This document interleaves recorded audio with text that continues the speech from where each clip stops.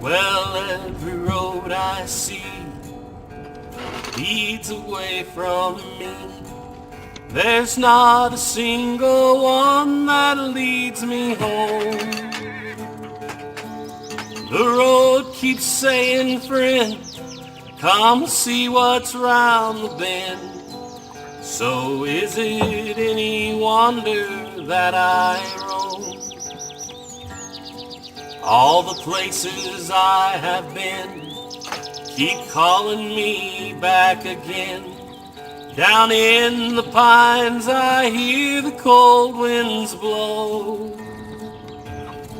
My heart keeps telling me, footloose and fancy free, and the road goes by and calls me as it goes.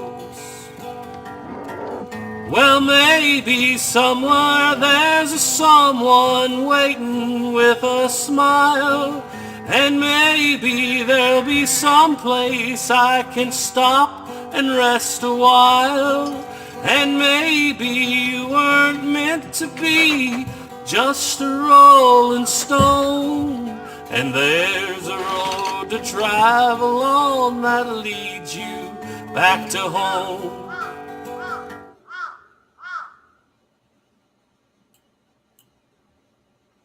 So hello, everybody out there. Guess what? Temporarily, it's just me. Duke just got home. Evidently, he had a fight with the Laramie River, and the Laramie River won. And so, if you guys can hear me good, let me know. I'm working on this microphone here, but and he will be here just momentarily. But for the moment, it's just you and me. So I'm going to go through who all we have here. Task Force Tyler's here. Hi.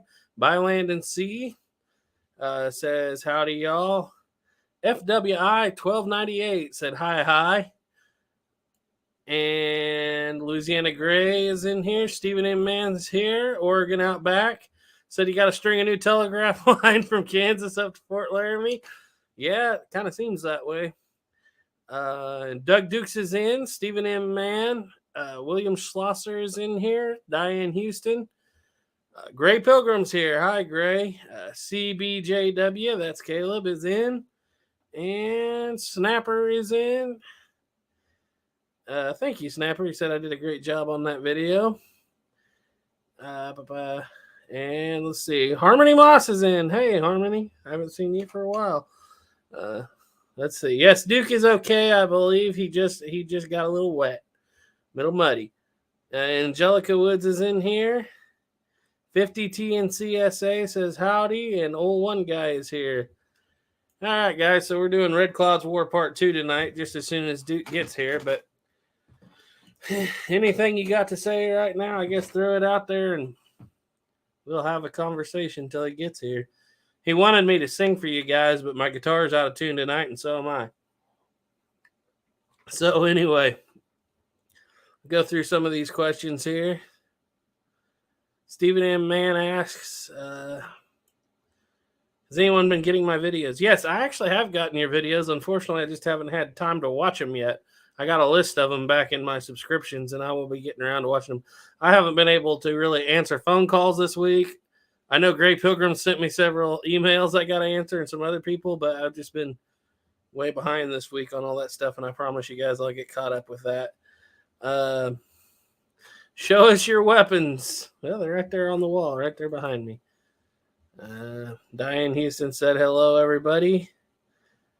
Gray Pilgrim said, sorry, I've not been posting much lately. I'm about to remedy that.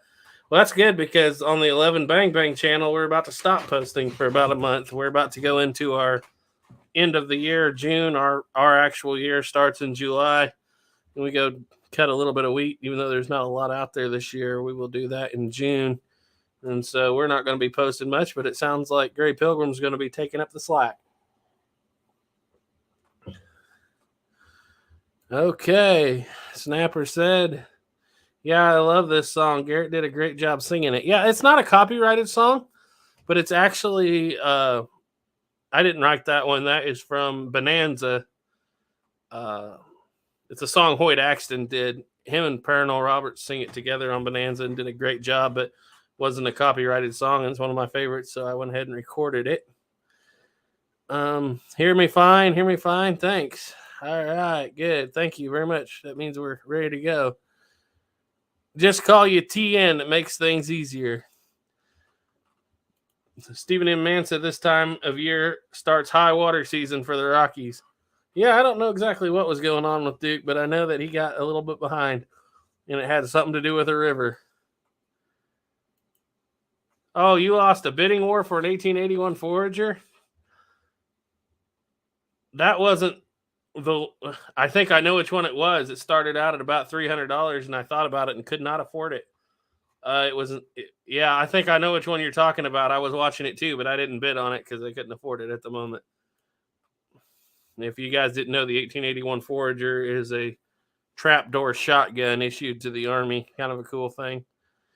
Yeah, Snapper, that's a horn cup. That was made for me by a guy up at Fort Larned, here at Fort Larned, Kansas. And I've been using it ever since then. It's a really nice cup, good for live streams.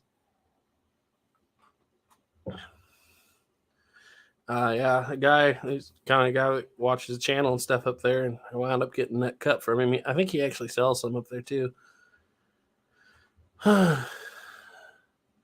Snapper, Justin Kuhn wants to know if you'll do an 1877 teardown video. Yeah, do that, Snapper. Duke says just a few more minutes. He's got to get his britches on. Gray Pilgrim said, I live for my 11 Bang Bang videos. Well, thank you, but June might be a little dry. Gray Pilgrim said, yes, I knew Hoyt. Oh, you actually knew Hoyt Axton. Wow. That's Hoyt Axton's one of my favorites. Of course, every time I come up with a song or something from far back or something, Gray Pilgrim will know if it's Mother Maybelle or if it's the Carter family or evidently Hoyt Axton or anybody. He's obviously in the know on that. Snapper said that he will do the teardown video and how each part goes together. Yeah, because they're not... Yeah, Hoyt Axton, great singer-songwriter. Della and the Dealer. And a dog named Jake. Gray Pilgrim got a bayonet for his 1860. A triangle bayonet. That's cool. And Duke's almost here, guys. I promise. And then we'll take off. And that's about it. So we're just waiting on Duke.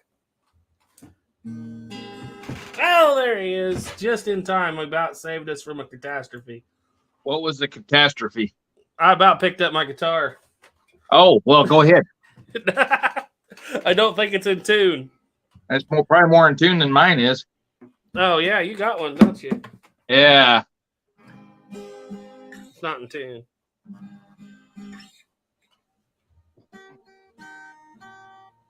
I got that one, or I got this one's kind of interesting. This one while we're waiting. Yep. I got my grandpa's Gene Autry out too. Are you playing Breaking Out of Jail tonight? No, and I don't even know if you can hear it.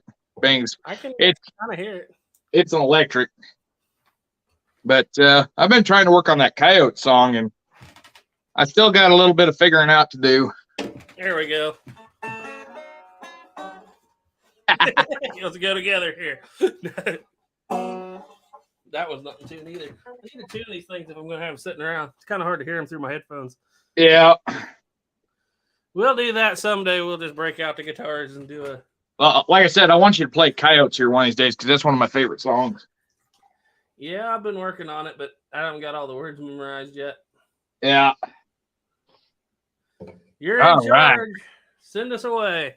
Yeah, well, just kind of give you an update what's going on. I didn't exactly fall in the river. I got muddy when I was out doing stuff around the river. Basically, I was rolling in dirt doing some welding for a buddy of mine. Then we went fishing, and I was pretty muddy and dirty when I got home. River 1. I've been through all the comments and everything for the most part. Okay. Except for Gots Loco just got in. He said, "Good evening, group. It's light out. I lost track of time." Yeah, it's getting to that time of year. All right. So, kind of going to take off where we left off last week. And I got to admit, I didn't get a lot of reading done this week because things just did not play out according to plan. Looks like you got a haircut, though. No, I just got out of the shower and I combed my hair back. Okay. It's still fairly long. It's just wet. So, and for the record, I'll be sitting down the whole time because no, I didn't have time to get my britches on. But anyway. Okay. All right. We're off to a great start. I hope Mama Woods ain't listening. She's probably laughing right along. Oh, shoot. So anyway, so I've been into Volume 2 of Red Clouds of War by McDermott. That's kind of what this whole talk's been based off of. And that's why it originally was getting broken down into 2 parts. Now it may have to be 3. Because the other thing tonight I can't because I got opening shift tomorrow, so I can't go real long. But anyway, I'm up to Wagon Box. And so I'm going to go basically off of what I can remember from Wagon Box, and we've talked about this before, from Jerry Keenan's book, The Wagon Box Fight. But I got to the hayfield. And so we're on a good start anyway, but we might have to do part 3 to finish out Red Clouds War, and I'm not sure when part 3 is going to happen. So to kind of, for those that are just coming in that are new to this, I'm going to do a very brief review and kind of reintroduce the whole thing. So everything's going to kind of pretty well get started for the Indian Wars. It's going to include Red Clouds War for the Northern Plains down at Fort Laramie in August 1853. That's going to be with the Grattan fight. 1854, with the Grattan fight. Lieutenant John Grattan is going to go arrest a Minneconjou man accused of stealing a cow from a Mormon's. Whether it was stolen, left behind, abandoned, we're not quite sure. What we do know, though, is that the man admitted to killing and eating the cow. And Grattan goes to arrest him, and he refuses to give himself up. And Grattan is going to basically lose patience, and it doesn't help that the interpreter is drunk and not doing a very good job of interpreting. And it's going to blow up. Grattan's 30-man command will fire on, peaceful natives at this point, mortally wounding Conquering Bear, who had been appointed to represent all of the Lakota under the 1851 Fort Laramie Treaty. And after that happens, Grattan's going to be wiped out. His entire command's wiped out in less than 20 minutes. And that's really going to set the stage for 20-some-odd years of conflict. Following year, Harney will come in and attack a village of Brules that weren't even involved in the Grattan fight. And, he's basically going to have a Shivington-esque massacre on his hands. Although I don't see much record of that involving the mutilations that took place at Sand Creek, but it's going to set the stage. And so it'll set, you'll have what's known as the First Sioux War take place. That'll kind of quiet out a few years of, I won't exactly say peaceful years, a few years of lesser conflict. And as you get into the Civil War years, things are going to start to heat up. Tensions are going to rise once again.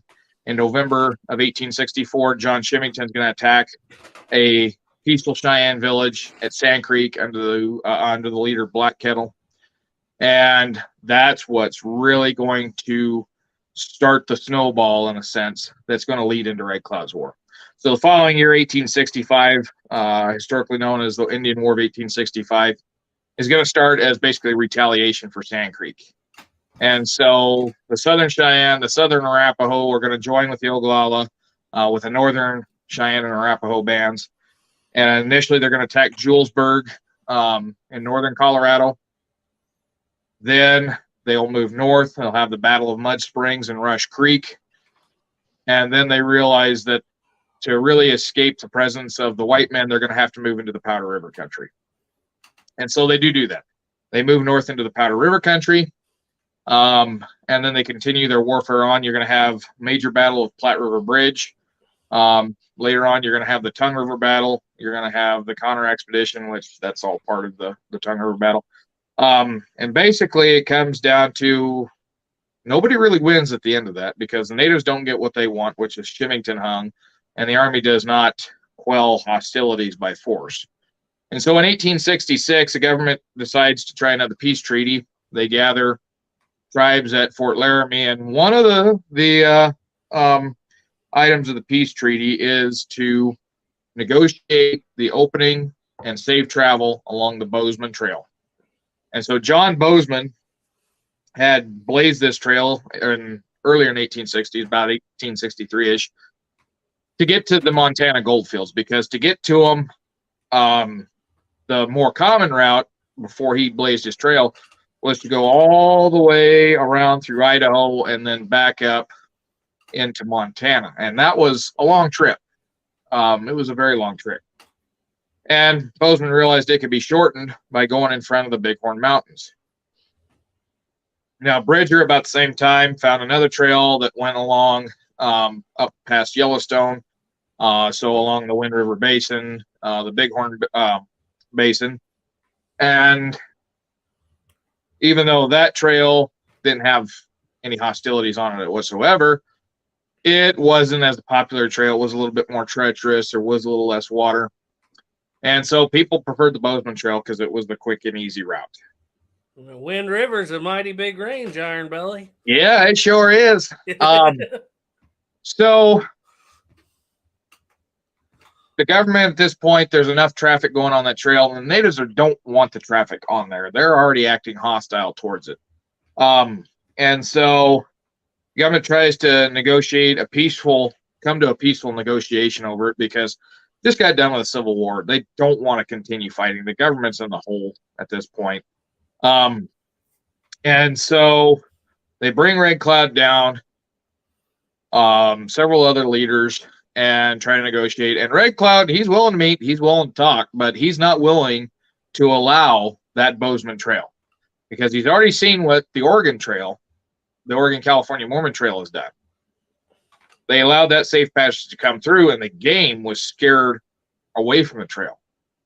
And the Powder River country is really the last good hunting grounds that's available at this time, to the point that the Lakota are invading territory that was owned by the Crow, that was recognized by the 51 Fort Laramie Treaty. And so they're pushing in on that, and they don't want the whites coming in disturbing the game. And so Red Cloud, he's not willing to back down. Now, at the same time this is going on, the government was so sure that they'd absolutely negotiate a peaceful deal and get the Bozeman Trail opened, that they're going to send Henry Carrington and the 18th Infantry with orders to proceed up the Bozeman Trail and establish 3 forts. What will become known as Fort Reno, Fort Phil Kearny, and Fort C.F. Smith. The locations are Fort Reno, I don't remember exactly. It's right on the Powder River, but I don't remember what the creek is in that one. Fort Phil Kearny is going to be up on Pino Creek, so up in the Bighorns, near where Story, Wyoming is now. And then Fort C.F. Smith will be established near the Yellowstone. And so Carrington is making his march, realizes that, hey, they're having this peace treaty going there. If I show up right now, that could be very detrimental to the peace treaty. So he or sends a telegram message back to his commander saying, hey, this peace treaty is going on. I don't want to disturb it. Can I stall here? And the reply is, continue with your march until told otherwise. And so Carrington is going to arrive at Fort Laramie right in the middle of negotiations. And Red Cloud becomes furious and famously states, and I'm going to paraphrase it, I don't have the quote exactly memorized, but basically states, you brought me here to negotiate, and before the red man has said yes or no to this trail, you already send the soldiers there to steal it. I will talk with you no more. Now we will fight. And I'll make the Bozeman Trail run red with blood. And he's going to hold true on that promise. And he's going to leave. And then the government, Well, they managed to negotiate and get several tribes to sign this 1866 treaty that allows the Bozeman Trail. The problem is the natives that are going to sign that treaty are not the ones that are going to occupy that Powder River country. They're the ones that are staying close to Fort Laramie and also live primarily in the Nebraska area. And so the government tells Carrington, oh, the peace treaty signed. You don't have to worry about anything. Go ahead and go up there and build your forts. And Carrington's going to find out right from the get-go that's not the case. He starts having small skirmishes. Livestock is stolen. At one point, they find a horse with annuity goods from that treaty that the Indians intentionally leave behind. Basically says, yeah, here's your goods back. We're not going along with that treaty. And so Carrington proceeds up. He's going to stop and begin construction of Fort Reno. And Connor, during the 1865 campaign, had already started a post there. So really, he's going to continue on. He's just going to bear the name Fort Reno. He'll continue up, begin the establishment of Fort Phil Kearny. He'll pick the location there on Pino Creek, which is 4 miles from the Bighorns, in a nice flat spot in the bottom of a valley. Why he picked that, nobody really knows, but it was a good building spot. I mean, it's completely flat around in that area. And so, I shouldn't say completely flat, but he picked the flattest spot. And then he's going to send troops on to build Fort C.F. Smith. And then there's some redesignation, the 18th Infantry, which has three divisions, 3 corps. The corps start to get broke up and get redesignated and such because the Army's trying to downsize the military by taking big corps and making them smaller units. But Carrington's going to wind up making his headquarters at Fort Phil Kearny, and that's where he's going to operate from. And he begins construction first on palisade walls because he realizes that things aren't going well. They are not going to go well. And almost immediately, he starts writing letters back to his commanders and says, I'm out here with outdated muzzle-loading rifles. I really need to have the new breech-loading arms. Either send me Spencer's or these new converted 50 caliber muskets. And, the Army says, yeah, they're coming. They're at Fort Laramie. Problem is Fort Laramie doesn't have that munitions. They haven't even arrived at Fort Laramie yet. And so Carrington limits target practice, focuses construction on defenses rather than living structures. And by the time you get closer to December, you still have men living in tents. And conflicts with the natives is going to keep intensifying. They're going to constantly attack the wood cutting details, hay cutting details. Any soldiers that go out to hunt in the area often don't come back. And if they do get found, there's not much left to really tell who they were. And this is going to continue on, and Carrington's officers are going to start to lose faith in him because Carrington's running a defensive campaign, and he's got a bunch of young hotheads that want to run an offensive campaign. And the military back east wants Carrington to run an offensive campaign with outdated weaponry, with not enough ammunition, not enough supplies. And so Carrington does the best he can. William Fetterman is going to finally arrive at Fort Phil Kearny. And Fetterman and Carrington had been friends for a long time. But during the Civil War, Carrington had not been in the field. He had been called back for recruiting duties and such, whereas Fetterman had been in the field and had fought. And so all the young commanders in this had been fighting during the Civil War, and so they still got that aggressive juices going. And they start to become insubordinate. Basically, they have no faith in Carrington because they think they should be out there chasing the Indians instead of waiting for them to come to them. And Carrington, he's doing his best he can. And finally, on December 21st, the woodcutting detail is going to come under attack. Carrington orders Captain Tinike to go. Fetterman steps up and says, I would prefer to have the command. Carrington obliges him, sends him out, says, go relieve the woodcutting detail and return to the fort. Under no circumstance do you cross Lodge Trail Ridge. And then he's going to send Lieutenant Grumman, probably the most insubordinate of them all, with the cavalry, in support of Fetterman, and he's going to repeat the orders 3 times to Grummond. Under no circumstance, do not cross the ridge. And the troops are going to arrive, relieve the woodcutting detail, and the next thing Carrington knows, there they go across the ridge. And fighting starts to commence. And they can hear gunfire becoming more rapid. And Carrington orders Captain Tinike to form up another relief column to be ready to march, and sends Tinike out. And Tinike's going to arrive on the top of the ridge in time to see the mutilations being finished up. And he'll call in a howitzer, but at that point it's too late. The Lakota, Northern Cheyenne, and Arapaho are satisfied, and they're going to just travel back off to their winter camps. Then they're going to pack up and leave and go further up the Tongue, the Powder, and the Rosebud for their winter encampments. The Lakota do. The Cheyenne will wind up going into the Bighorns, and the Arapaho will head north up closer to the Yellowstone country. And so things are going to become quiet, but the damage is done. Carrington's going to foot the blame, even though he's been saying, I've got outdated weaponry, I don't have enough supplies, I don't have enough men, I can't run an offensive campaign. And the Army is going to use him as their scapegoat, and they're going to pull him back. They're going to send him to Fort Casper, which is where Platte River Bridge Station was at, the town of Casper, Wyoming now, where he'll be there. And then eventually the court of inquiry is going to find him at fault, and he's going to be kicked out. And eventually he will, later on, find that he wasn't at fault. He did give the command not to cross, and his subordinates, whether it was Fetterman or Grummond. I don't fully believe Fetterman fully disobeyed orders. Grummond had a couple weeks prior, on the December 6th, I think it was December 6th fight. And so I think probably what happened is Grummond took off, and Fetterman went up behind him. And so Carrington's going to be replaced.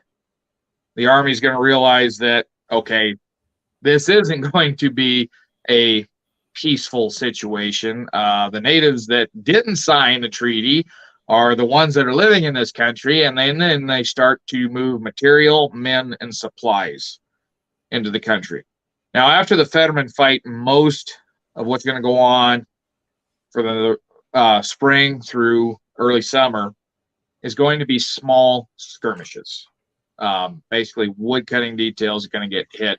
Hay cutting details are going to get hit. Wagon trains are going to get hit to the point where it says, wagon trains have to have at least 100 men. Everybody's got to be armed heavily. And so this is going to continue on. And then in July, the new arms that Carrington had been begging for are finally going to arrive. And these are the second model Allen conversions.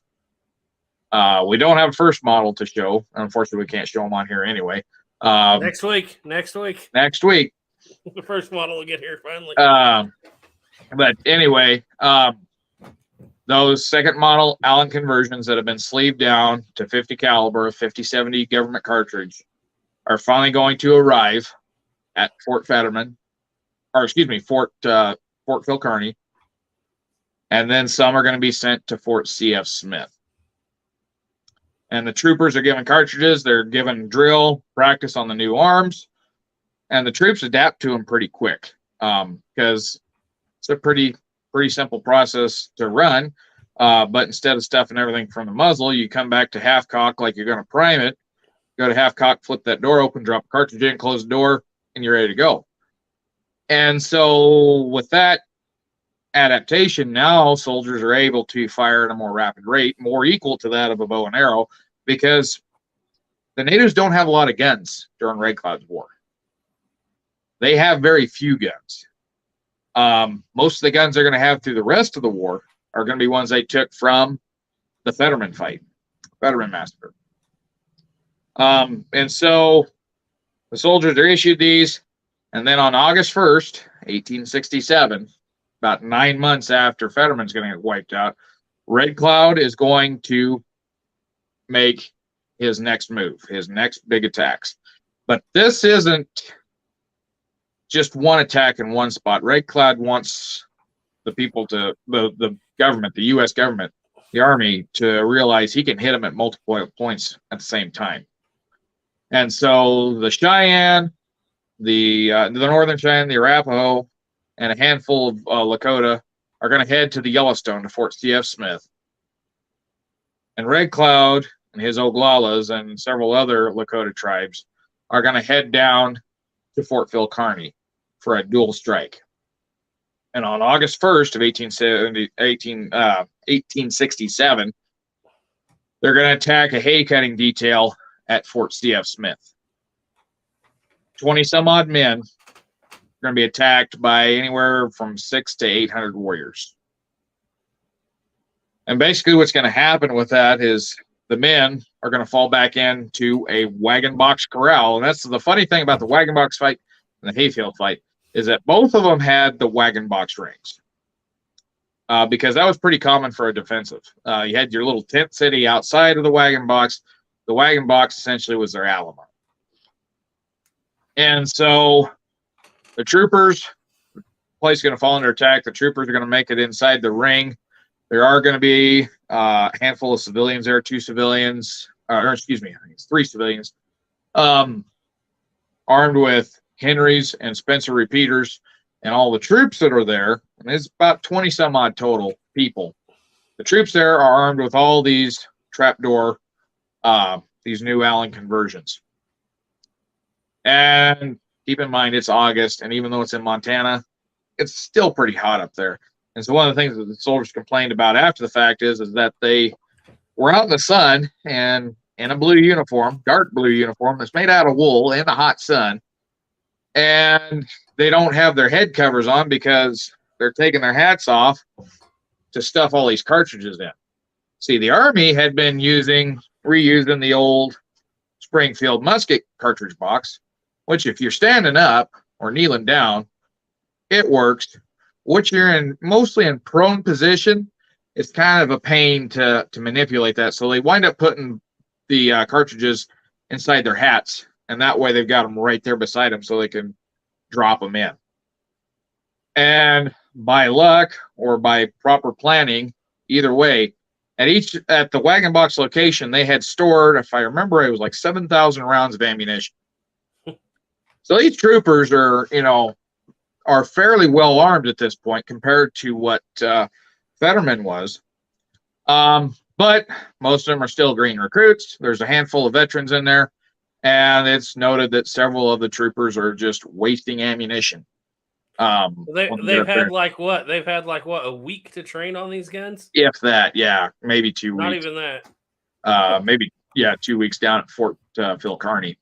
And so the battle's going to start on, and what the natives have been used to is with the muzzleloaders is it's the same thing happened down in Texas with the Comanche, is that you can do a false charge, and sure, a few are going to get hit, but then while they're reloading their muskets, you go in with bows, arrows, hatchets, clubs, and you can wipe them out. No big problem. There's 20-some people here. This will be fast and easy. So the warriors charge in, false charge, and they think, all right, we got them. Next thing you know, another volley, and another volley, and another volley. And so they're thinking, okay, this is either there's more people in there than we thought or something has changed. And these men aren't exactly well protected. They are inside of wagon boxes, which is 1-inch plank wood. Mm-hmm. And at Fort C.F. Smith, the hayfield fight, those had been, I read a couple accounts said there was dirt packed up against those, so they were a little bit more protective. But pretty much you got troops laying in the boxes and shooting from inside the boxes. There's troops on the outside of the boxes shooting between the boxes. And for about 6 hours, 20 some odd men are going to hold off an attack of 800 warriors. And the warriors are going to do everything they can to get these men out. They're going to set fire to the hay that's been cut. They're going to set fire to the grass around it. And at one point, the fire gets so close to that wagon box corral that the soldiers figure they're done. And the flames that were coming, straight across, all of a sudden stop, make a wall 40 feet high, and the troops said they could feel the intense heat off of it, and then it burns out because the grass around that wagon box corral had been stomped down. Very good. Very good. And so, and when the natives come in and try to start other fires, soldiers jump out, pat it out, jump back in the box as fast as they can. Because at that point, the natives are starting to realize they're going to have to keep their distance because there's too much gunfire coming from that fortification. Wow. And so this fight goes on, and then the Cheyenne and the Arapaho decide, well, what do we do? And finally, one of the crew, which was a Private Bradley, volunteers to ride back to take word back to Fort C.F. Smith to Colonel Bradley, and this got confusing. I had to read that about 3 times to get it finally straightened out that it's Private Bradley, Colonel Bradley. Carry word back, and as he takes off, some Indians come out and start to follow him. Word does get back to the fort. The fort does send out relief with a howitzer, and once the natives see the howitzer coming, they're done. They pull out of there, because they know that howitzer can really do some damage if it reaches out. And so that's going to bring about the end of the hayfield fight. And at the hayfield fight, there's going to be 2 dead on the Army side. On the native side, anybody's guess. Some estimates say several hundred, some estimates say 4 or 5. And so there's not a real clear number at that fight. The next day, on August 2nd, down at Fort Phil Kearny, the same thing, almost to a T, is going to happen once again. And so Red Cloud's warriors, along with Crazy Horse and several other chiefs, are going to attack the woodcutting detail, which is right up at the base of the Bighorn Mountains. And if you've never been there, when I say at the base of the Bighorn Mountains, there's a flat spot where the wagon box is, and then it just starts going this way, and about a quarter mile away. So they're going to come in, they're going to come down the hills and attack. They're going to attack the woodcutting detail. There's going to be more casualties here, a few more casualties, and most of them are going to be killed trying to get to the wagon box corral, because they're about a mile away from where that corral is at. And so the wagon box corral here was the same thing. They'd taken the wagon boxes off for hauling wood, because on a wagon, you don't haul wood inside the box. What you do is you pull that box off and you're left with the running gear, and you stack the wood on the running gear. And then you ride on top of the logs to drive the mules as you go in, or you ride one of the lead animals. So either way, and so instead of attacking the detail on its way to Fort Phil Kearny, they decide to attack where they're cutting the wood at. And so the attack's going to commence. All the troops, and this time it's about closer to 30 men, are going to fall back in to this wagon box. And one thing that's a little different here that wasn't mentioned at Fort C.F. Smith is that almost immediately the troopers have pretty well got it in their heads they're all going to die. And that's probably because at Fort Phil Kearny, they've still got it in their head what had happened to Fetterman. And some of them were probably there to see what had happened. And so men take laces out of their boots and they tie loops in them so that they can stick the gun in their mouth and use their toes to pull the trigger and basically prevent themselves from being captured. And in fact, one of the officers even tells them, save the last bullet for yourself. Don't let them mutilate you like they had done to Fetterman, even though most of the mutilations had happened after the men were dead anyway. And so the fight is going to go on almost identical, like I said, to what happened at Fort C.F. Smith, minus the bigger fire. And so troops are going to be firing, but this time, the plank boards, the wagon boxes don't have that dirt berm, and you're still going to have men laying in the boxes, shooting between the boxes. And at both ends of the corral, you have two wagons that are still fully mounted so that they can open the ends, if they need to. But the tent city's right there, and some of the soldiers realize that, hey, the natives can sneak up and get in that tent city and start shooting at us. So a couple troopers jump out and they go out and knock down all the tents so that they have a clear field of view. But the wagon box here is built closer on a ridge where it's going to drop off. And so a lot of Lakota snipers, essentially, as they call them, the snipers in the history books, are going to sneak up behind. And these ones do have guns, and they're going to try to take pot shots at the soldiers inside. But essentially the same thing's going to happen. Red Cloud is going to send in his first charge, expecting that, he's going to lose a few warriors to musket fire, and then he'll send in the main charge, and this will be done like that. Sends in the main charge, muskets fire, or sends in the false charge, muskets fire, send in the main charge, met by musket fire, met by musket fire, met by musket fire. And so they go back and they kind of sit back to realize that maybe things aren't going all that well. And so this fight's going to last for about 8 hours.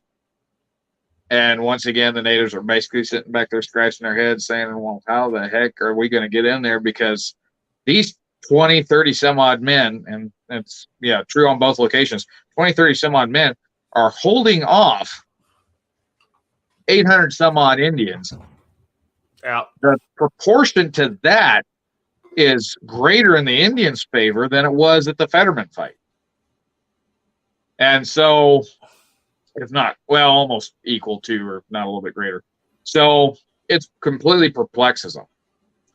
And so at the end of it all, really that's going to bring about the last offensives, major offensives that are going to happen during Red Cloud's war. And even though they're victories and the military is starting to gain foothold, the government is at the point of, we aren't going to fight any longer. It's time to negotiate. And so the following year is going to be focused more on bringing about the peaceful end to Red Cloud's war that'll wind up with the 68 Fort Laramie Treaty. And we'll probably have to get more into that on the next episode of this, because like I said, I didn't have a chance to get all caught up on the reading. But Duke, didn't you know the trapdoor was the worst weapon they could have chose? It was obsolete the day it was adopted. It never won a battle.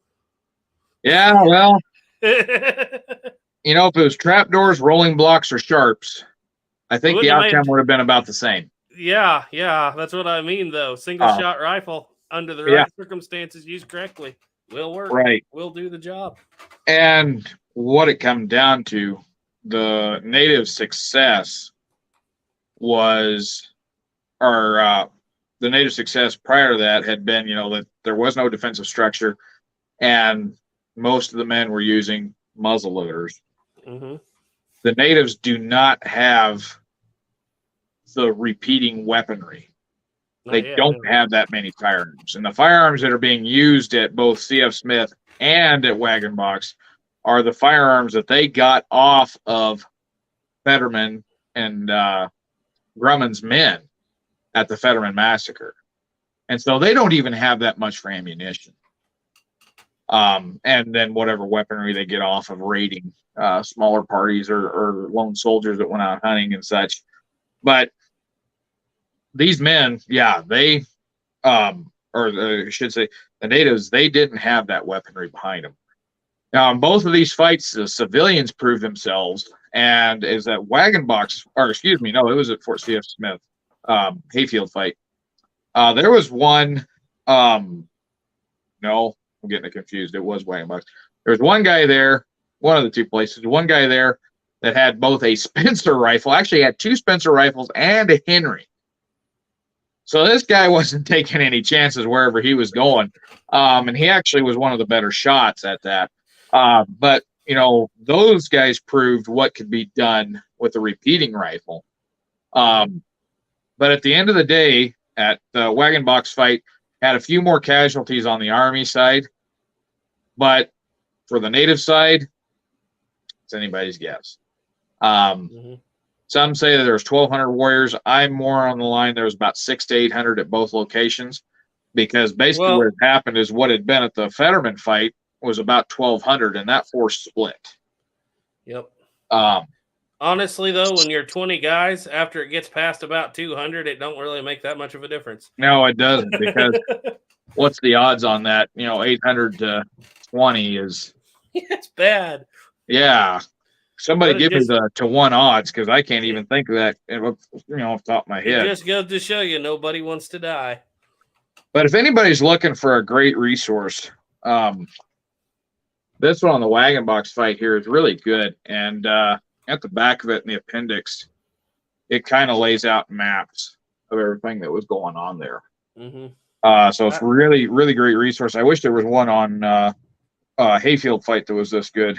But to be honest with you, I don't know that there has been that much archaeological. I think off the top of my head, I don't know. I think Frontier Regulars has some on it, but I can't remember to be for sure. But yeah, I got it too. I love that book. Yeah, but in reality, when you look at it, about half of it is the narrative, and half of it is the appendixes with sources and such. So, well, and that's kind of how that book on Adobe Walls is too. Yeah, Oregon Outback said that was 40 to 1. Yeah, 40 to 1. Those odds, they're just ridiculously outstanding. Yeah, let's see. There's casualties. 3 killed and 2 wounded inside the corral. So there was 3 men killed, whereas at CF Smith there was 2 men killed. And I think 2 or 3 or 4 wounded. So yeah, some said there was 1,500 Indians killed at Wagon Box. No way. Not going to happen, because that was more than what was there. And the thing of it is the Wagon Box fight was significant when it comes to firearms technology proving itself. But to the Lakota, it was so insignificant that Red Cloud couldn't even really remember the battle. The next day? Later in life. Oh. When he was asked about it, after done on the reservation, he's like, so either he really didn't remember it, or it was such a bad loss for him he didn't want to remember it. But what I want to know is, why did he not change his strategy when he had just got beaten the day before and came in with the exact same strategy the next day? Well, he wasn't at Hayfield. Okay, that he had went down there, so there's no way he could have been at Hayfield and then Wagon Box the next day. You could do it with a car now, but there's no way you would have done it back then, because there's a considerable amount of distance between the two. Yeah, I always forget they don't got the telegraph. Yeah, I'm gonna say right now it's like a 2-hour drive between the two, so figure that would be. You might do it, but yeah, and then you're gonna have and then one thing this points out too, this kind of fight is gonna happen again at Beecher Island. Mm-hmm. And then again at Adobe Walls. And so, yeah. Then the one time they're going to catch him without cover, they make him pay. Yep. So this one doesn't actually really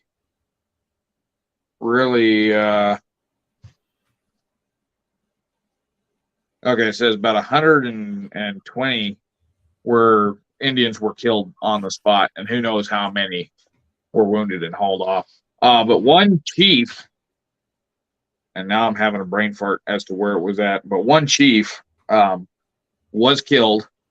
His body was captured by the soldiers. And I think it was at Hayfield, because they soldiers, after he's killed and the Indians kind of backed off, the soldiers cut his head off, and then they had it on display at the fort. And they also hacked him to pieces, kind of, I guess, as a retaliation for what had happened at the Fetterman fight. But for the most part, the native casualties, it's almost impossible to count, because they don't leave their casualties behind. So the whole no man left behind thing, they took that to heart absolutely. And this was just one of those rare times where one did get left behind. They couldn't recover him, and the soldiers, did the same to him that had been done to their comrades. Mm-hmm. Just You trying want to to go through some of these comments? Yeah, go right ahead. Okay. We're going to roll way up here. We're quite a ways back here. Let me see. But yeah, it's worth noting, and I wasn't real clear on that, and I just happened to realize it as I was reading this. The first attack of the wagon box didn't take place at the wagon box; it took place outside. That the second attack was once they had gotten inside the corral. Well, the highlight of the story for me was obviously the fire. Right. I've been on the fire department a long time. I faced some of those 40-foot walls, and in a modern fire truck with a tank of water behind you, you get the skin crawling up the back of your neck, and you want to leave then. I can't imagine what it'd been like. But of course, you have nowhere to go. So, right. All right.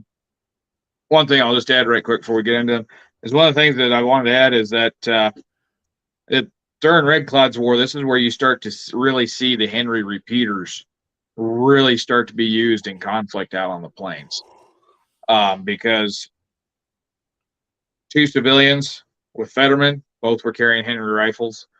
There's one or two Henry rifles at Wagon Box. There's one or two Henry rifles at the Hayfield fight. And so the Henrys are starting to become more prevalent out here. Spencers are noted amongst the civilian populace as well. And so that firearms technology there is really starting to change. And so even though Red Cloud's War is going to wind up a victory for the Native Americans, the only time that they really win a victory that results in a peace treaty in their favor. If that had gone on a little bit longer and the government didn't decide to sue for peace, that really could have been the end of it then. Yep. Red Cloud in the morning, wood crew take warning. Red Cloud at night, boxcar delight. Okay, I thought that one was pretty funny. I've been laughing about that one for a little bit. Ernie Pyle was embedded with the 18th Infantry 90 years later. Snapper said, okay, yeah, and they're talking about something else there. Eric Graves is in, and he said, Duke and I went out to Fort Reno a few years ago. It was in the middle of nowhere. Yes, it was. Is there anything there? There's a monument there. And I found a picture of it afterwards. And when Eric and I was there, we found a foundation of a building, and you could tell there was a fireplace kind of in the center, long building. I found a picture, and I think I know what building it was. It was one of the barracks there. But yeah, it's right there on the Powder River. Really, it's a beautiful spot, even though it was smoky as heck. We couldn't see a lot. But the main thing that's there is a big concrete monument in the middle of a cow pasture. That's it. Gina Woods is here. She said, howdy. William Saucer said, officers always say that, not enough, etc. Always kill a traitor before an enemy. I don't remember what that was in regards to. Gray Pilgrim said, I've read the source material, but Dukes makes it live. Yep. Gina Wood said, I always enjoy watching these. And Gray Pilgrim said, have an Allen conversion that was cut short by Bannerman. They are quite different than the 1873. Yeah, they have the horseshoe. They have the horseshoe ejector spring, but that's because they have no receiver, which is one of the biggest differences. No, that's literally just a trap door, silver soldered and screwed right to the top of the barrel with a hole cut in it. Yep. Snapper said, I agree. Gray Duke is a very good storyteller. And Gray Pilgrim said, Duke should record his tales and sell it. Kind of what he's doing right now. Yeah. Just not making any money. Nope. Donald Benson's in. He said, how's everyone tonight? I'm down at the NSSA Nationals this weekend, North-South Skirmish Association. Cool. I hope that's going well for you. Gray Pilgrim said, green troops used to front stuffers. Yep.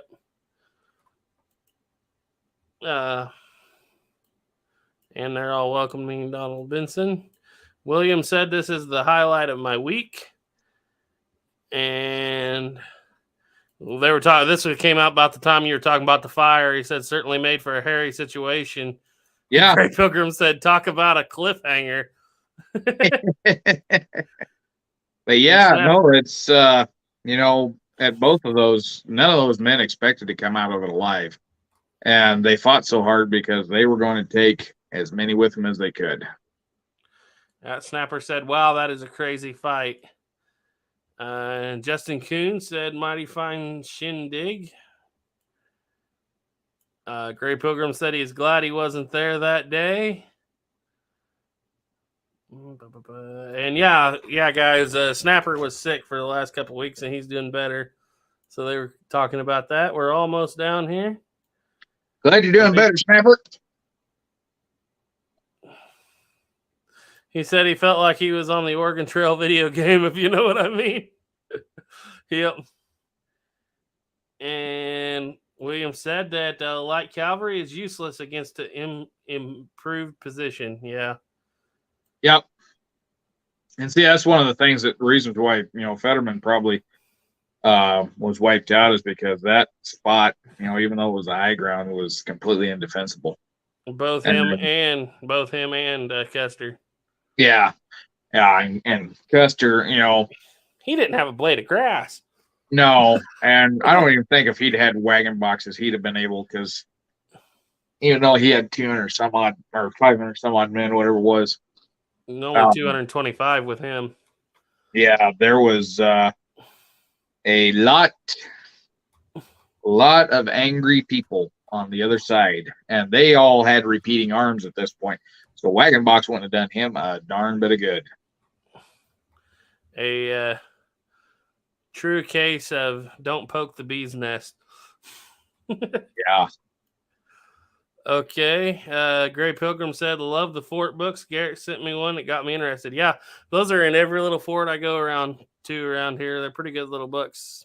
Yeah. Now, Duke will probably tell me they're all full of bad information, but I liked them. You know I'm talking about, the little fort books? Oh, little ones that are picture books?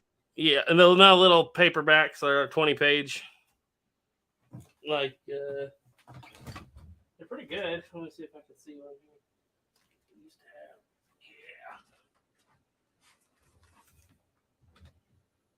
Yeah. These. Oh, I've never read those. Oh, well, they're in Fort Larned. I thought they were in Fort Laramie, too. They got one for every fort. Oh, no, we don't have them. Huh. Almost down here. Mm-hmm. Stephen M. Mann said he's going to make a video on making a brass ramrod tomorrow. And Louisiana Gray said, we do appreciate your free presentation. Soylent Green said, like dime novels. So he's in. Hi, Soylent. Man, we're caught up. Man, you got that done in less than an hour. You're rolling tonight. Yeah, well, the plan was to have it all, but my week just didn't pan out. Yeah, it must be the pants situation's got you really hopping. Well, that and I got to get up at 7 o'clock in the morning, so kind of wanted to run through it quick. But yeah, so I have no idea what's going to happen on the next Tales of the Trails. More than likely, we're going to do a third part of Red Cloud's War, which is finally kind of talk about the peace treaty and such, and finalize that. And then after that, so what is the next date 2 weeks out, Garrett? Okay, here's the thing. We got our show for 2 weeks in a row. Okay. We got Small Caliber Arms Review next week, and then the week after that, we have Jay Wheeler on the 3rd. And after that, we officially had Tom Tobin, but that's obviously farther down the line now. Right. But it looks like that's going to be, by the time we get to that, it'll probably be either very late June or early July. I haven't scheduled anything out there because I don't know when I'm coming back. We, on the 11 Bang Bang channel, guys, of you that haven't been around for very long, our year ends the first part of June. And we start our next season, you might say, in July, because we usually go on harvest, even though harvest's not that big this year. And so we don't do live streams, videos. A lot of times we won't even have a chance to answer comments and stuff. And then we come back in July, regroup. So probably won't be a lot going on in June. Snapper might take over some of it. We've talked about it, seeing if he can take over our part on the lives, but what I was gonna say I got going, because I think it's in 2 weeks. I've got fur trade event going on the weekend. Mm-hmm. Top of that, my schedule's changing. You're gonna be busy. So I'm thinking probably 1st of July is sounding better for the next Tales of the Trails. Yeah, it's going to be right around in the 1st of July. We'll figure that out. And the main reason, if anybody's wondering why I'm doing this with Garrett, is because I'm doing this all through my phone. And so it's easier that he sets it up on his end and does it because he can watch the chat and see what's going on. I can't do that as easy on my end and do all this talking and such. And even with, I've got folks that are set as moderators, I don't have any guarantee that they're going to be there through that whole thing. And so this just works better this way. For me, until I ever get a laptop that runs pretty good again, that's just going to be the way it is. Yeah. And on top of that, I got a lot going on. Like I said, I got stuff going on at work. So this is about my last free weekend. Because starting tomorrow, I go back to working weekends. And for the next 2 weeks, I've got an opening shift on weekends, which, it's not the worst thing in the world. I could still run a stream in the afternoon. But like I said, Garrett's got a couple coming up. And then I've got fur trade event going on, and then I go back into the late night shifts. So that means I'm going to be we'll wind up shifting this thing to a Wednesday or a Thursday evening. Yeah. More than likely a Wednesday evening. Can't do that. You got church. Well, it'll work out one day, Wednesday or Thursday. But the main thing is we're all going to regroup in July. So we'll be back. So I think the whole June off, that's gonna. Yeah. And I might come on and do something fun, like one of those small live streams, but I'm not going to be doing anything major. Yeah, and we're going to move whenever we get back. We'll probably be moving all the streams to the middle of the week because we can't do it without you. So that's just that. And on top of that, I got the leather business to run, and I'm so far behind on that right now. It's not even funny. So as of today, I got one guy that sent me an email yesterday. If he gets back, I'm going to take his order. But as of today, I'm not going to really. If you want to send an order, that's fine, but don't expect it much before December. He's a winter sower. Yeah. 2 reasons for that. There's one, with this job, I just don't have that much time. And 2, I'm going to order a hide here probably in the middle of June. And I got enough orders that I don't even know if I'm going to have any leather left after because that's what happened on the last one, is I ordered one hide and it was gone before I'd even been in my house in one day. I'd already had it cut into orders. So, and I've got orders backlog clear back to January. Things are going to be moving at a snail pace. Right now I've got a guy that's getting 6 holsters from me. He's kind of needing them on top of the list, and I'm letting him move up on the list. I usually don't do that, but I'm letting him move up on the list because these holsters are going towards the Sharps rifle that I'm looking at. And he's giving me he's going to pay me a pretty penny for moving them up that fast. But the ones I'm working on now, I got a bunch over here in a tub that I just need to stitch. And soon I'll get those out. Garrett, one of them or 2 of them are yours. Yeah. I just gotta get caught up. But yeah, I got one over here that I need to finish up a mag carrier for Slick 6 guns and get that out. I promised him I'd have that done this week, and that didn't happen. Well, let's go through a few more of these comments here. By Landon C said Custer didn't kick the hornet's nest. He tried to wear it for a hat. Yeah. That's one way of putting it. Stephen M. Mann said 7 a.m. Good grief, up 5 every morning. Yeah, well, I tend to wake up between 5:30 and 6:30, but I usually put it on snooze, the alarm clock, until about 6:45. But yeah, being as I got to be at work at 7, I'm half hour away. I'll be leaving at 6. So I got to be waking up at about 5:30. Yeah. Well, I tend to call you around 6:30 and forget you're an hour ahead. Yeah. Or you're behind. But that's usually when I have to get up and go to the bathroom in the morning anyway. So I just get up and stay up. It's going to be a hard month. How you get by? There's lots of good con stuff out there. Speaking of which, by Land and Sea, maybe he'll be putting out some stuff in June too. Yeah. I know I promised Tom Tobin on there too, but I just haven't think of that. Is they've been at work, they keep telling me I look like California Joe Milner. And I guess I really do look like him. So we may be doing fitting one of those in here on the next episode too. Yeah. William said at Red Cloud conducted classic guerrilla war. Well, here's the thing. When you outnumber an enemy 40-1, you generally think your odds are pretty good. Yeah, and he wasn't running a conventional war in the native perspective, because for the natives, there's the fighting season, there's the hunting season, there's the staying alive to get through the winter season, followed by the spring hunting season, followed by the fighting season. So the summer is usually the season for fighting. And I've been told by Afghan war veterans that things are pretty similar over there too. There's a time of the year where a lot of the fighting is done. In the wintertime, the Indians hardly ever fight in the wintertime, because that time's just spent trying to survive the winter. And Red Cloud is going to run his war and have one of his greatest victories in the wintertime, when it was least expected. Yeah. So he was fighting an unconventional war by their terms.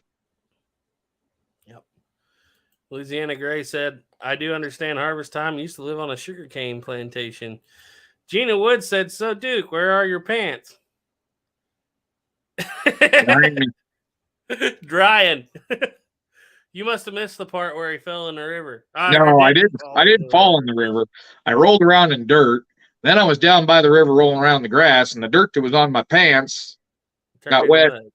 And yeah, when I took my pants off, my legs were just brown and muddy looking. I'm like, I'm not gonna. I was fishing in the river a lot. Snapper said, LOL, yep, Garrett, official channel manager at Duke Frazier Productions, 11 Bang Bang, Snappers Antique Firearms. Well, I'm pretty poor channel manager because you guys don't get any videos turned out very often. You got to have footage. The time to make them. Yeah. Let's see. Plains Indians were the victims of their own traditional style of warfare. Well, in a sense, that's. Yeah, I don't know if I fully agree with that or not. It requires some thinking on my part. Yeah, because really what it comes down to is they just didn't have the technology. So it wasn't their style of warfare. Their style of warfare actually was pretty superior.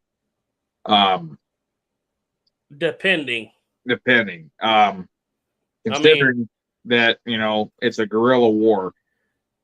Guerrilla warfare and European Napoleonic tactics. Yeah. The guerrilla warfare is superior. And we've seen that in Afghanistan too, It depends. If you're Colonel Miles that shows up with Hotchkiss guns against Setting Bull, that's a whole different at that point, at that point tactics gotta change. Right. But once the natives got repeating arms, guess what? Their tactics are superior once again. And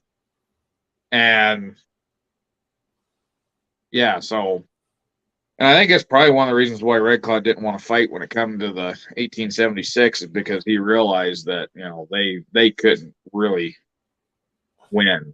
It was at that point, get the best deal you could get.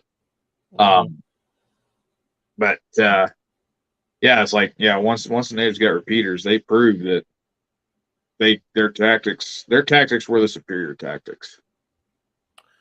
By It's land and just that the sea, technology and the weaponry made the difference.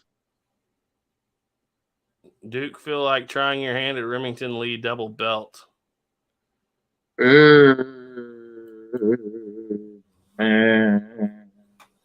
Well, think about it. Kind of back on that tactics thing, though. I don't know, because when did they ever win when the tactics were sound? When they had a good leadership on the United States side. It's just a thought. I mean, Rosebud Battle is a pretty good example of when, things equaled out. And I mean, in reality, it's still a kind of a native victory because they checked and turned Crook back. But it With wasn't massive because, numbers, though. but the thing was, they didn't turn Crook back because they outfought him. They turned Crook back because Crook used up half of his ammunition. Mm-hmm. Okay. And so, really, strategically, it was a native victory. In reality, from a military sense and body count, it's a draw. You have pretty much the same killed on and wounded on both sides. So yeah, that's one of those where the guerrilla warfare and the military tactics, they balanced. My other thing would be, when you look at the same exact situation, obviously there's a few things different, but the natives take Custer. Natives don't take Benteen. Benteen's dug in. Benteen stopped and dug in. Obviously, they were further away from the camp too, so they didn't feel like they had as much to protect there. But at the same time, I feel like it's awful. A lot of it's on the commander's shoulders. Right, too. And Custer never had a chance to even try to dig in because he got overwhelmed. I mean, if Benteen and Reno had been together and they could have held longer on that initial charge, things might have turned around. But the thing is Benteen wasn't there because Benteen was following orders. Reno got routed and suffered from shell shock. And if he hadn't been routed, he would have been wiped out. A lot of people blame and say that it was the fault of Reno and Benteen, so why Custer got wiped out. Well, if Reno and Benteen had been on the hill with Custer, they'd have died too. Yep. It wouldn't have mattered what guns they had or how many were there. It would have, because it's a bad situation. It wasn't a fact of, Custer just being outnumbered. The tactics, he was outclassed. At that point, outgunned. Because at that point, almost all the natives had repeating arms. Yes, but even if his guys had repeating guns, just like you said, if all the guys had been there, it wouldn't have made a bit of difference. Wouldn't have made a bit fast, too high. If he'd had the 2nd Cavalry there, wouldn't have made very much difference. Yep. If he'd had the Gatling guns, absolutely made all the difference because they'd have slowed him down to the point he wouldn't arrive there in time to find Sitting Bull. If he'd have waited one day, like Terry told him to. If he'd have waited one day, Terry and Gibbon would have been there. Yep. And maybe if Crook hadn't turned around, who knows? Crook might have took care of it beforehand because Crook had 1,400 men. Yeah. So that's would have been, and like I said, they'd already met at the Rosebud. They'd already checked each other. And so that would have been, more equal terms battle. But it's one of those things that you can judge history all you want to. But the thing about judging history is that no matter how you judge it, it ain't going to change. Nope. You just have to look at it and realize that, if frogs had wings, they wouldn't bump their butts every time they jumped. But the fact of the matter is they do. It's happened, it's done. All we can do is learn from it. Yep. Very much. And the military did learn from it because they didn't lose again.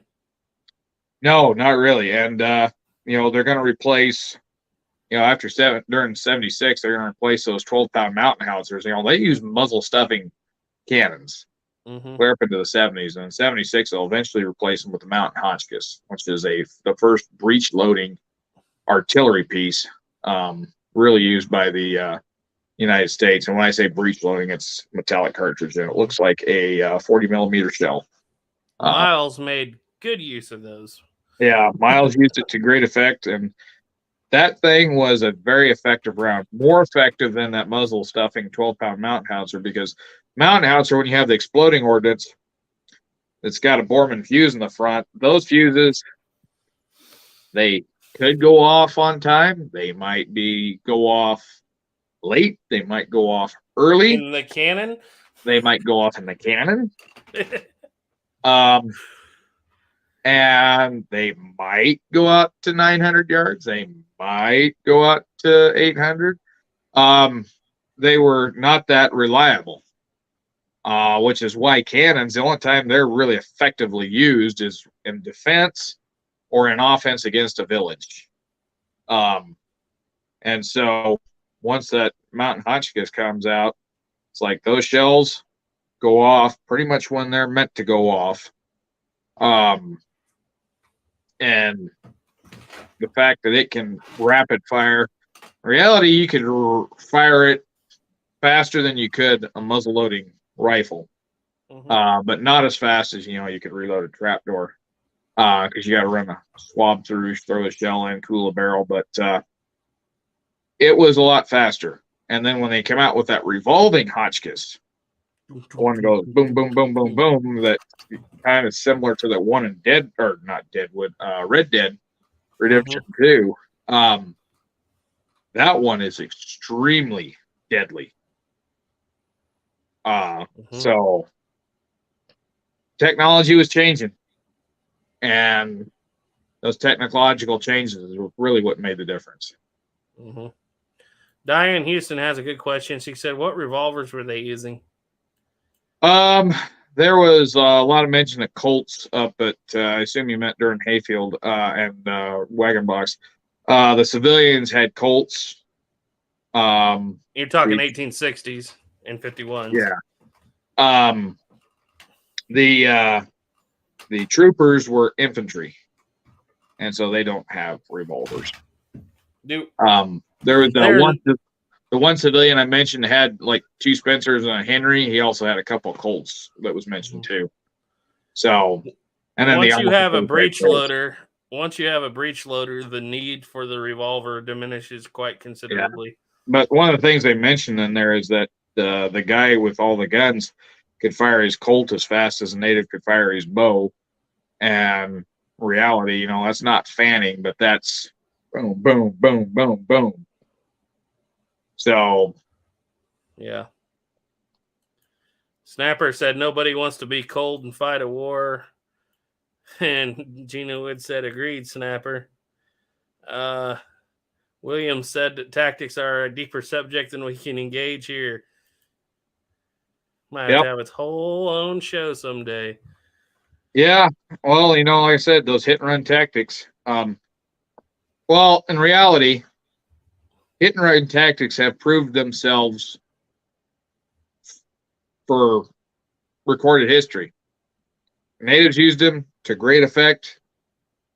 The Japanese used them kind of to good effect. In Vietnam, guerrilla warfare, hit and run. Well, Korea was more of, throw out a couple 100,000 out. That was more Russian tactics. And then the Iraq and Afghan war, hit and run tactics. Come in, hit, and get out of there. And if it wasn't for the fact, Apache helicopters and all that, they'd come in and mop things up. It would be really hard, if not impossible, to fight a lot of that. Yep. And there's a great movie out there. Can't remember what it's called now, but it's got Clint Eastwood's son in it. Scott Eastwood, but I don't know what he's in. Yeah. Anyway, it's a great movie about this little outpost. I think it's called Outpost Keaton. The Outpost is the movie. The Outpost. There's a great movie about that, where it talks about this outpost they put down the bottom of the valley. And if you watch that, you kind of can feel and see what Carrington had going on and what could have happened if Red Cloud would have come down on Fort Phil Kearny. Because really, yeah, when I watched that, that's where I drew that connection. It's like, wow, that really puts it into perspective. Is that, yeah, you send out these guys, they can get hit from all sides on terrain. These guys, then, you know, the enemy can get away real quick. And really, it's kind of the same thing that was going on during Red Cloud War. AR American's in. He said, good evening. All right. And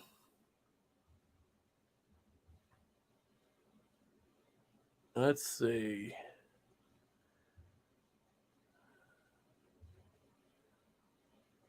Yeah, William said they got a little too much rain in the outback Colorado 8-inch mud roads right now. We wound up with 3 inches up here. And we're starting to dry out a little bit. But, yeah, we're going to be getting some more rain here in the next coming weeks, I'm sure. They're talking up here that the month of June is going to be a very wet month. Yep. By Land and Sea said, I'd love to have a 37 millimeter evolving Hotchkiss cannon someday. Yeah. Well, I'm glad we're friends. When you get it, let me know. I'd love to get a non-firing replica out at Fort Laramie, because we've got an original on display, but to show the difference between the 2 types of artillery, because we fire the 12-pound mountain howitzer. Love to get us a Napoleon to fire, but we don't have the budget for it. But like to get just an aluminum cast milled out, look just exactly like a Hotchkiss, fully functional except for firing, so that we can do our talks and we can show how they can be fired and such. But I don't want to have to deal with the ATF paperwork, because that would be considered a destructive device, I think, even if you designed it to fire blanks. So, and the Park Service really doesn't have a firing training thing for that anyway. But it'd be fun to be able to at least demonstrate it. Yep. Doug Duke said weapons are tactics. William said, in a way, yeah. Warfare must be combined with diplomacy. Red Cloud needed to stay in the field as long as possible and negotiate. Which is exactly what he does. Should have avoided major contact. He overcommitted the boxcar. You see, the thing is, we haven't finished the story yet. Red Cloud's going to win. He is. Red Cloud's going to hands down win this fight. When it's all said and done, the U.S. is going to vacate the Bozeman Trail. Because in reality, when it's all said and done, in reality, the victories for the U.S. at the hayfield and the wagon box were insignificant. Absolutely insignificant. Even though, there could be up to 120 natives killed, that was a small little group. They were little small battles that just got out of hand. Red Cloud had won his absolute biggest victory when he wiped out Fetterman, when he wiped out 80 men in 20 minutes. He put fear in the minds of the people coming west. Yep. And he had it going for him at that point. And he got the government talking peace. And even though he didn't really win Wagon Box and Fort C.F. Smith, he really has still got them trying to make peace, trying to negotiate. And so the Army is going to have to close down the Bozeman Trail. It's going to have to close down the forts. Red Cloud's going to burn the forts to the ground. And then he'll come in and sign that peace treaty. But Setting Bull would agree with you, William. I can't even use the quote Setting Bull used to talk about Red Cloud. Well, you could. You're on my channel, but your mom might something be about a squaw that the U.S. had their way with. Yeah, and that comes from the that book and later movie, Bury My Heart, Wounded Knee. I don't know if he actually said that or not. Well, I've read it as a true quote in other places, so I didn't know. Right. I haven't come across it yet. So, But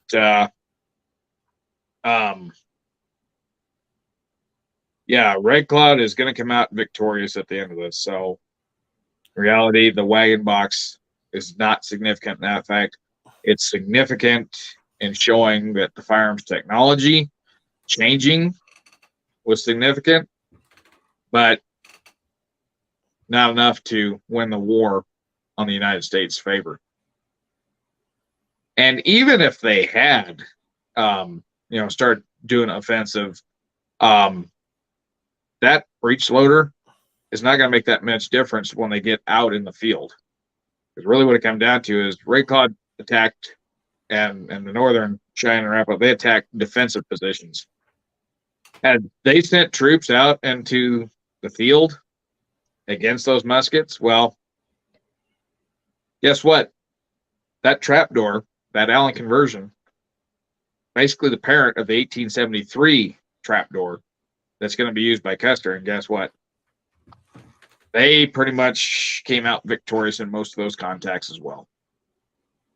Superior numbers would beat it, but I still wouldn't lay that all at the foot of the trapdoor. Like I said, if you gave every one of Custer's guys 73 Winchesters, I still don't think they'd have come out any better than they. Yeah. They may have took a few more people with them, but they would not have come out any better. No, because what it really comes down to, the biggest detriment to U.S. That caused the U.S. to have such few victories in the field is that troopers weren't really trained for marksmanship. They weren't really trained heavily in combat. Soldiers were trained to make sure they could operate the gun. And there was an account from Little Bighorn of a guy that just sit there and pop shells in and out of his gun. Never fired him, but he ran that action beautiful. Marksmanship was not a thing. You got 3 rounds a year for target practice. That was what the Army wanted you to use. Now, Carrington tried to have more target practice down at Fort Phil Kearny. And when they got the new trapdoors in, they had more target practice. Because as general rule of thumb, 3 rounds a year is all you're going to really train with.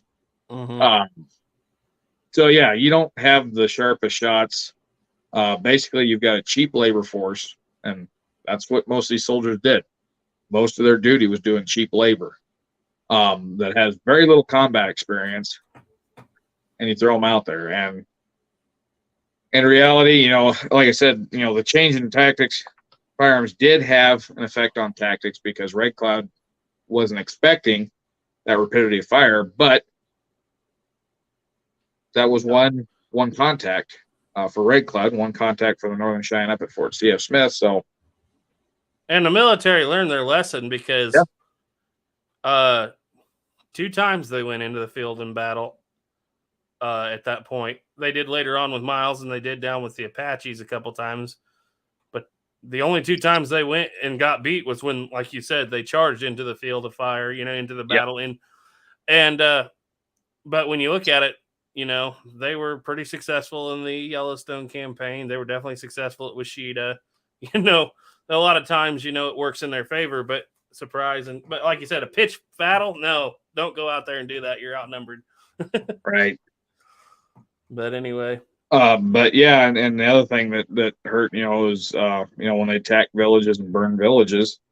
And then the Indians, the other thing that was detrimental to the Indians is the fact that they couldn't stay together in big numbers for long periods of time. Oh, yeah, you got to eat. Yeah, and when they broke up, that's when the Army got them. Not when they were in big bands, but when they were broken up. Because after the Custer battle and they start to break up, Crook is going to chase him and then wind up hitting American Horse's village up at Slim Buttes.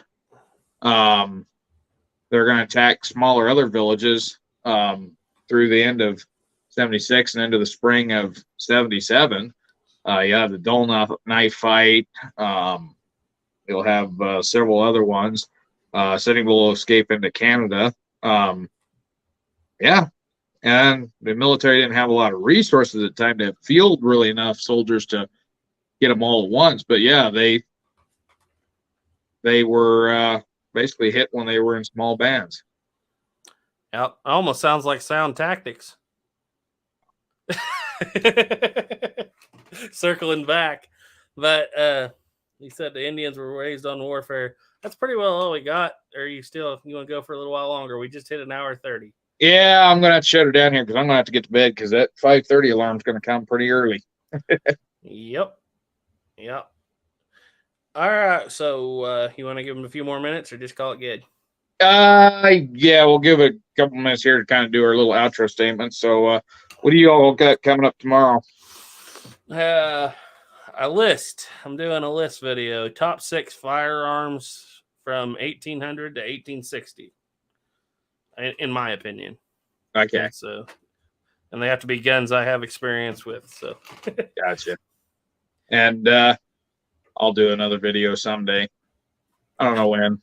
I'll get one done eventually. Johnny Reb and Billy Yank have probably got all kinds of ideas hatching in your head. I'll kind of show you next. Oh, you got your hat? My Johnny Reb hat got mailed to me. I got to order a new Billy Yank hat because I didn't have them send it because the hat that I was using was a little kid's cappy that I have had for years. Well, you ain't no Yankee. I understand that. So I'm going to have to get a cappy for that. But eventually, we're going to have some more Billy Yank and Johnny Reb. It's basically kind of come down to when I have some free time to just dink around. But tomorrow, like I said, I go to work early. I get home later in the afternoon, and then I've got some leather stuff I've got to get done. Like I said, Slicks, I got to get some stuff done for him. I got to get some stuff done for my friend who's selling me the sharps.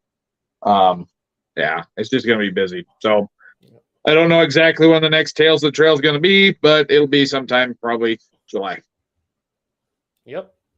And unless Garrett gets a free weekend towards the end of June. You never know, something might happen. Yeah. I like to take the whole month off because I always figure 11 months of us is enough. People get tired of it. But by then, maybe I'll have some more read up on, and when we can really finish out Red Cloud's War on a bang. Yep. So, all right. Well, we're going to shut her down for there. I want to thank everybody for coming on. Like I said, next one will be in sometime in end of June, early July. And we'll do episode 3 of Red Cloud's War. And then after that, we'll eventually get to Tom Tobin and the Santa Fe Trail at some point, and several others. So we've got our whole lives ahead of us. We got our whole lives. In the words of Johnny Reb, we only got the rest of the war. Exactly. So anyway, I want to thank y'all for joining in. Y'all stay safe out there. Stay tuned and keep your powder dry.